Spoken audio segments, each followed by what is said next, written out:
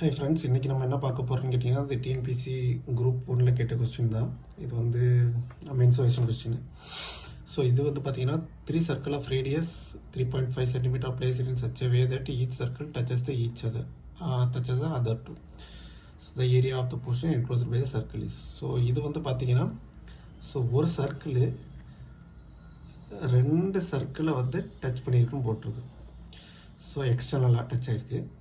So இதோட radius வந்து என்ன கேட்குறாங்க, என்ன சொல்லியிருக்காங்கன்னா 3.5 cm.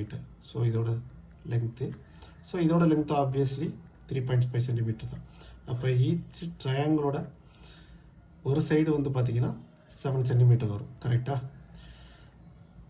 நான் எதுக்கு இந்த மாதிரி சர்க்கிளாக இருக்கிறத வந்து பார்த்திங்கன்னா ட்ரையாங்கிளாக ஃபார்ம் பண்ணுறேன் அப்படின்னா, அப்போ தான் ஏதாச்சும் ஒரு க்ளூ கிடைக்கும். நம்ம சப்போஸ் 4 சர்க்கிள் கொடுத்துருந்தாங்க அப்படின்னா ஈக்குவல் ரேடியஸ்ன்றப்ப கண்டிப்பாக நான் வந்து இதை வந்து ஸ்கொயராக ஃபார்ம் பண்ணி வச்சுக்கிருவேன்.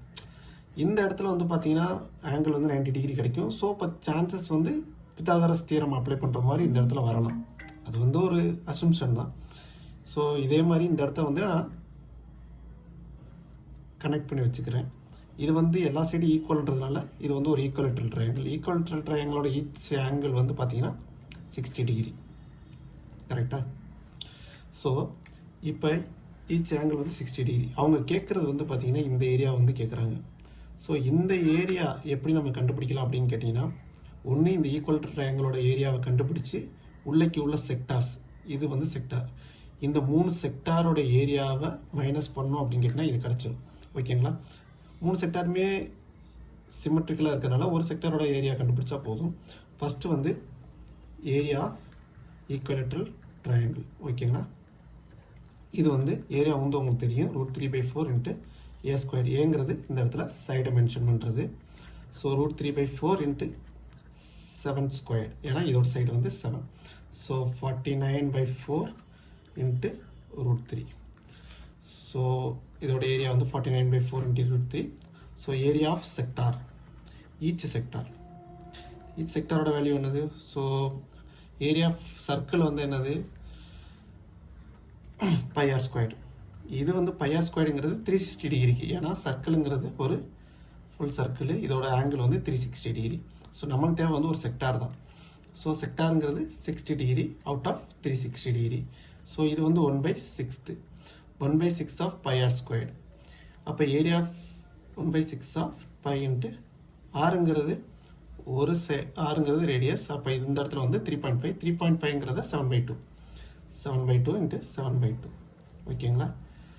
ஸோ இது வந்து ஈச் செக்டாரு. அப்போ ஏரியா ஆஃப் ஆல் 3 செக்டார்ஸ், இது வந்து பார்த்தீங்கன்னா 3ஆல் மல்டிப்ளை பண்ணுறேன், ஏன்னா இந்த இடத்துல 3 செக்டார் இருக்குது.